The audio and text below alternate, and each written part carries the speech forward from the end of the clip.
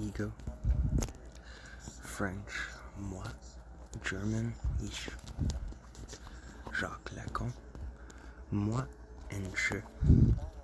From very early on in his work, Lacan plays on the fact that the German term which Freud uses, ich, can be translated into French by two words, moi, the usual term which French psychoanalysts use for Freud's ich, and je. Thus, for example, in his paper on the mirror stage, Lacan oscillates between the two terms. While it is difficult to discern any systematic distinction between the two terms in this paper, it is clear that they are not simply used interchangeably, and in 1956 he is still groping for a way to distinguish clearly between them. Shifter. It was the publication of Jacobson's paper on shifters in 1957 that allowed Lacan to theorize the distinction more clearly. Thus, in 1960, Lacan refers to je as a shifter, which designates but does not signify the subject of the enunciation. Translation. Most English translations make Lacan's usage clear by rendering moi as ego and je as I. Ego psychology.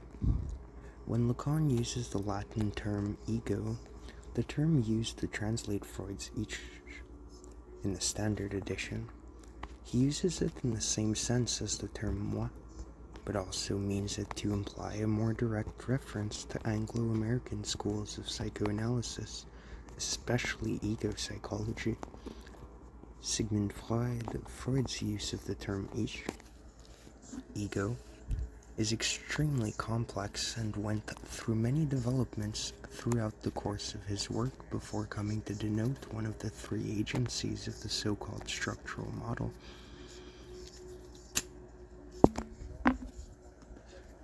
The others being the id and the superego. Two approaches.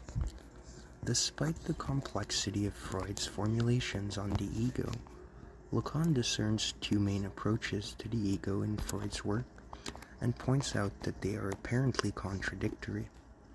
On the one hand, in the context of the theory of narcissism, the ego takes sides against the object, whereas, on the other hand, in the context of the so-called structural model, the ego takes sides with the object. The former approach places the ego firmly in the libidinal economy and links it with the pleasure principle, whereas the latter approach links the ego to the perception consciousness system and opposes it to the pleasure principle. Lacan claims, too, that the apparent contradiction between these two accounts disappears when we free ourselves from a naive conception of the reality principle. Thus, the reality that the ego mediates with, in the latter account, is in fact made out of the pleasure principle which the ego represents in the former account. However, it is arguable whether this argument really resolves the contradiction or whether it does not. In effect, simply privilege the former account at the expense of the latter. Center of the subject. Lacan argues that Freud's discovery of the unconscious removed the ego from the central position to which Western philosophy, at least since Descartes, had traditionally assigned it. Lacan also argues that the proponents of ego psychology betrayed Freud's radical discovery by relocating the ego as the center of the subject. In opposition to this school of thought, Lacan maintains that the ego is not at the center, that the ego is in fact an object. Identification. The ego is a construction which is formed by identification with the specular image in the mirror stage. Alienation.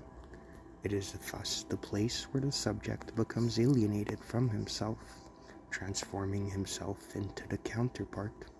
Paranoid structure.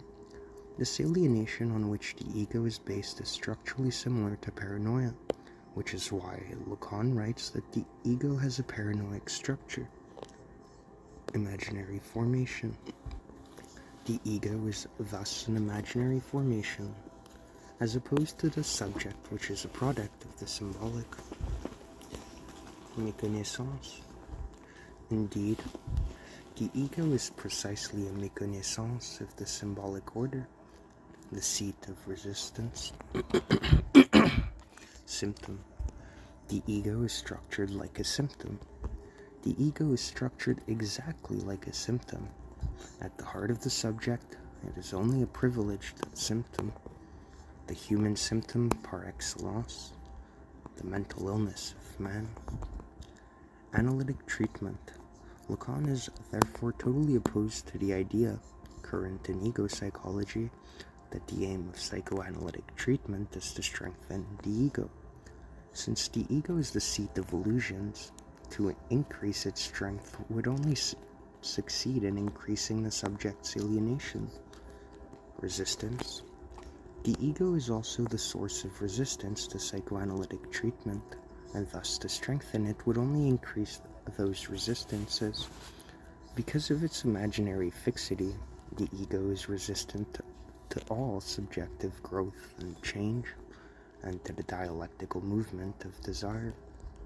By undermining the fixity of the ego, psychoanalytic treatment aims to restore the dialectic of desire and reinitiate the coming into being of the subject. Adaptation. Lacan is opposed to the ego psychology view, which takes the ego of the analysand to be the ally of the analyst in the treatment.